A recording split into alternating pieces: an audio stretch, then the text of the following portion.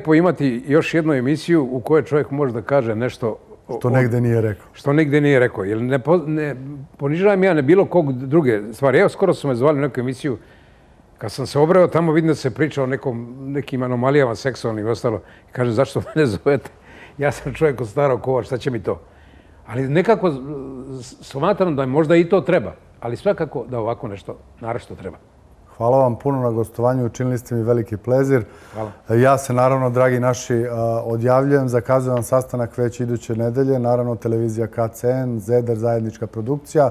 Subotu u 18 časova, repriza vam je u sredu u 18 časova.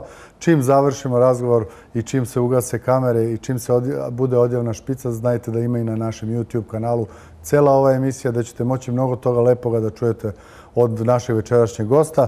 Naravno, moram da pomenem za ljude koji su se potrudili, naravno, pre svega to je Zdravko, da mu se zahvalim što ima njuha da napravi ovakvu emisiju zajedno sa Kopernikusom. Zeder autosigurnosni sistem koji već u Americi preko 2000 automobila obezbedio. U Beogradu ne treba ni voziti bez Zedera, dakle najsigurniji autosigurnosni sistem 063 808 1808. Naravno, hotel Zeder koji je veoma kvalitetan kako ovde, tako u Opatiji. Snimat ćemo tamo, imat ćete prilike da vidite. I naravno za moj izgled se brine Kreša, tržni centar Banjica, lokal broj 7. Eto, sve sam napamet naučio.